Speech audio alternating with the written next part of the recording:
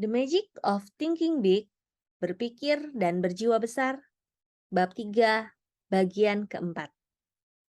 Bangun kepercayaan diri dan hancurkan ketakutan Anda. Ada sebuah prinsip psikologis yang layak dibaca lebih dari 20 kali. Bacalah sampai itu meresap dalam benak Anda. Berpikir dan bertindaklah dengan percaya diri. Psikolog terkemuka Dr. George W. Crane berkata dalam bukunya yang berjudul Applied Psychology, camkan bahwa gerakan Anda mendahului emosi Anda.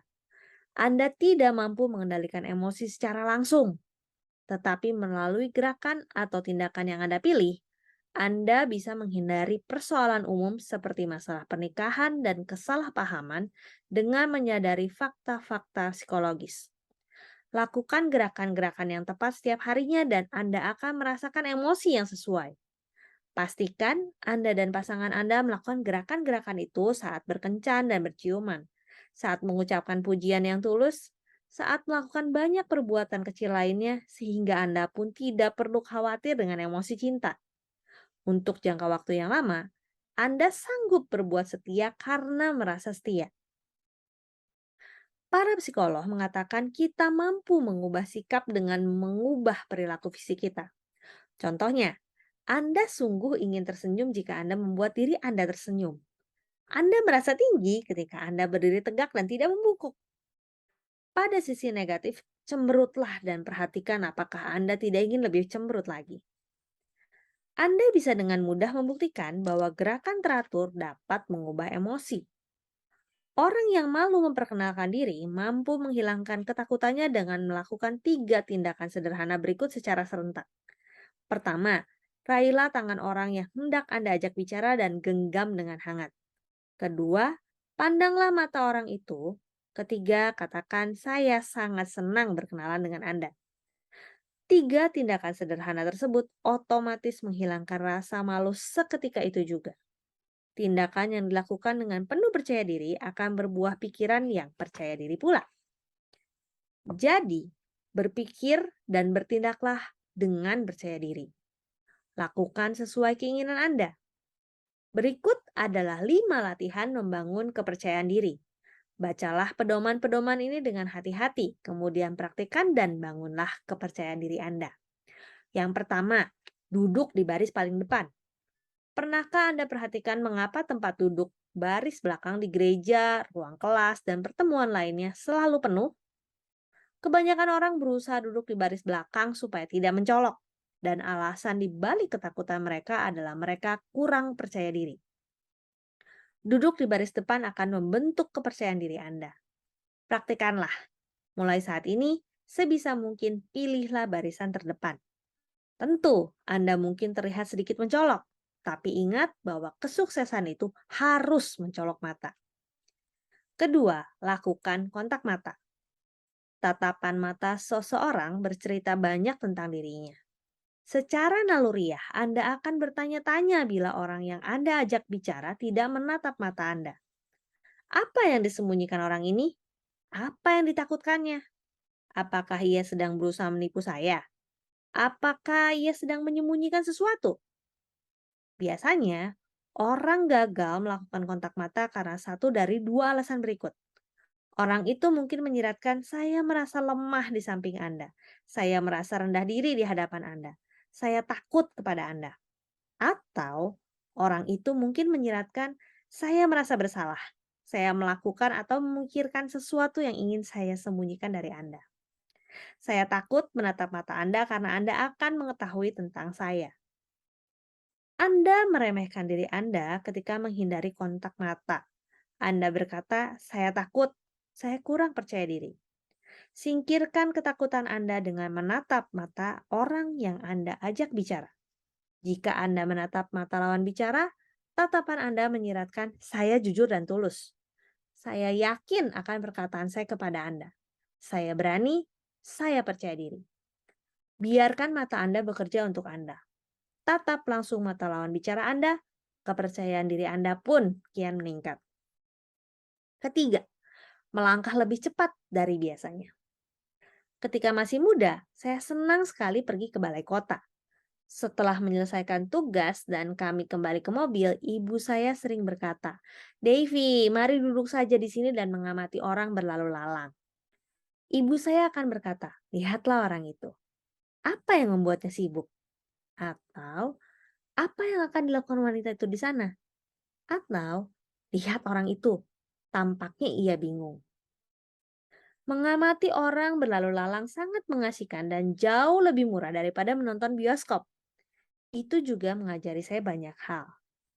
Hingga kini, saya masih sering memperhatikan orang yang berlalu lalang. Di koridor, lobi, dan trotoar, ada kalanya saya masih mempelajari perilaku orang lain dengan mengamati gerakan orang itu. Para psikolog mengaitkan postur yang kasar dan cara berjalan yang lamban dengan sikap yang tidak menyenangkan terhadap orang di sekitarnya. Namun, para psikolog juga mengatakan Anda dapat mengubah sikap dengan mengubah postur dan kecepatan gerakan Anda. Perhatikan, tindakan Anda adalah buah dari pola pikir Anda. Orang yang tertindas dan miskin akan menyeret kaki dan berjalan terhuyung. Mereka tidak punya percaya diri. Orang yang biasa-biasa saja memiliki cara berjalan dan langkah yang biasa-biasa pula. Perilaku mereka menyiratkan mereka tidak punya kebanggaan diri. Kemudian, ada kelompok ketiga. Orang-orang dalam kelompok yang tampak sangat percaya diri. Mereka melangkah lebih cepat dari orang lain. Mereka berjalan setengah berlari. Langkah mereka menyiratkan kepada semua orang, saya harus pergi ke suatu tempat untuk melakukan sesuatu yang penting. Terlebih lagi, saya akan sukses 15 menit dari sekarang. Terapkan teknik berjalan cepat untuk membangun kepercayaan diri Anda. Busungkan dada, angkat kepala, berjalan lebih cepat, dan rasakan kepercayaan diri Anda bertumbuh. Coba dan rasakan hasilnya. Keempat, praktikkan untuk berbicara. Ketika bekerja dengan kelompok dari berbagai kalangan, saya menyaksikan banyak orang yang memiliki persepsi tajam dan kemampuan alami justru tidak ambil bagian dalam diskusi. Mereka sebenarnya ingin terlibat tetapi kurang percaya diri. Orang yang kurang percaya diri berpikir, pendapat saya mungkin tidak berguna. Jika saya bicara, saya akan tampak bodoh. Saya tidak akan berkata apa-apa.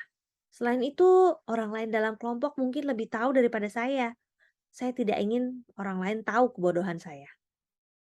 Setiap kali orang semacam ini tidak berani mengungkapkan pendapatnya, ia akan merasa kurang pandai dan rendah diri. Acap kali, orang yang kurang percaya diri membuat janji palsu pada dirinya sendiri untuk mengatakan lain kali, kendati sebenarnya ia tidak ingin melakukannya. Padahal, setiap kali orang yang kurang percaya diri takut mengutarakan pendapat, ia makin merusak kepercayaan dirinya. Ia akan semakin kurang yakin terhadap dirinya sendiri. Namun sisi positifnya, semakin sering Anda bicara, semakin besar pula kepercayaan diri Anda sehingga selanjutnya Anda semakin mudah berpendapat. Berbicaralah, ini akan membangun kepercayaan diri Anda. Praktekkan terus untuk bicara. Anda bisa berlatih mengutarakan pendapat dalam setiap pertemuan yang Anda hadiri. Berbicaralah, sampaikan sesuatu dalam setiap konferensi bisnis, pertemuan komite, dan forum komunitas ketika Anda hadir di sana. Berbicaralah dalam setiap kesempatan. Anda bisa berkomentar, mengusulkan sesuatu, dan bertanya. Jangan berbicara pada kesempatan akhir. Cairkan suasana dengan menjadi orang pertama yang berkomentar. Jangan pernah khawatir Anda tampak bodoh. Anda tidak mungkin seperti itu. Dari sekian orang yang tidak setuju dengan pendapat Anda, kemungkinan ada satu orang yang setuju dengan Anda. Berhentilah bertanya pada diri Anda, apakah saya berani bicara? Anda justru harus berkonsentrasi untuk menarik perhatian pemimpin diskusi sehingga Anda berkesempatan berbicara. Yang kelima, tersenyum selebar mungkin. Kebanyakan orang mendengar bahwa senyuman akan membuat mereka bersemangat. Mereka sadar, senyuman adalah obat mujarab bagi orang yang kurang percaya diri. Namun, banyak orang masih tidak mempercayai hal ini karena mereka tidak pernah mencoba tersenyum ketika merasa takut. Lakukan tes sederhana berikut. Pikirkan bahwa Anda merasa kalah, lalu tersenyumlah selebar mungkin pada saat bersamaan. Anda pasti tidak bisa. Senyuman lebar akan membuat Anda merasa percaya diri. Senyuman lebar menyingkirkan ketakutan, menghilangkan kekhawatiran, dan mengalahkan kemurungan. Senyuman lebar akan memupus kesedihan yang Anda rasakan. Senyuman lebar akan seketika melumerkan perlawanan orang lain terhadap Anda. Orang lain tidak mungkin marah kepada Anda jika Anda tersenyum lebar dan tulus. Suatu ketika, saya mengalami kecelakaan kecil. Mobil saya berhenti sejenak di persimpangan jalan sambil menunggu lampu lalu lintas berganti hijau ketika mobil saya ditabrak dari belakang. Pengemudi di belakang saya terlambat menginjak rem sehingga bemper belakang mobil saya penyok. Saya melihat ke belakang melalui kaca spion dan orang itu juga keluar dari mobilnya. Lalu saya pun turun dari mobil dan lupa bersikap sabar. Saya siap memaki-maki orang itu. Untungnya, sebelum saya memakinya, orang itu berjalan ke arah saya sambil tersenyum dan berkata serius, "Sobat, saya sungguh tidak sengaja." Senyumannya yang disertai ucapan tulus meluluhkan hati saya. Saya pun bergumam, "Tidak apa-apa, ini memang sering terjadi." Dalam sekejap, perlawanan saya berubah menjadi persahabatan. Tersenyumlah selebar mungkin dan Anda akan merasa bahagia. Senyum Anda harus selebar mungkin. Tersenyum simpul tidak akan terlihat tulus. Anda harus tersenyum sampai gigi Anda terlihat. Senyuman lebar itu benar-benar tulus. Saya sering mendengar orang berkata, "Ya, tapi ketika saya merasa takut atau marah, saya tidak ingin tersenyum." Tentu saja Anda tidak ingin tersenyum saat takut atau marah. Tak seorang pun ingin tersenyum saat itu. Kiatnya adalah memaksa diri Anda mengatakan, "Saya ingin tersenyum." Maka tersenyumlah. Manfaatkan kekuatan senyuman. Lakukan 5 prosedur di bawah ini. 1. Tindakan akan menghilangkan ketakutan. Singkirkan ketakutan Anda dan lakukan tindakan yang bersifat membangun. Bertopang dagu, tidak berbuat apapun, akan memperteguh ketakutan dan menghancurkan kepercayaan diri Anda. 2. Masukkan pikiran-pikiran positif ke bank memori Anda. Jangan biarkan pikiran-pikiran negatif yang merusak diri bertumbuh menjadi perusak mental. Anda harus menghindari mengingat kejadian atau situasi yang tidak menyenangkan. 3. Pandang manusia dengan tepat. Ingat, manusia itu sangat serupa satu sama lain. Pandanglah orang lain dengan berimbang. Orang lain itu sama seperti sesamanya. Dan kembangkan sikap saling memahami. Banyak orang akan berkata pedas kepada Anda, tapi jarang sekali ada orang yang sungguh menyerang Anda secara fisik. 4. Lakukan yang dibisikkan hati kecil Anda. Hal ini akan mencegah berkembangnya rasa bersalah yang meracuni pikiran Anda. Melakukan tindakan yang benar adalah aturan praktis bagi kesuksesan. 5. Katakan kalimat berikut tentang Anda. Saya percaya diri. Sungguh percaya diri. Praktekkan beberapa teknik sederhana ini dalam aktivitas keseharian Anda.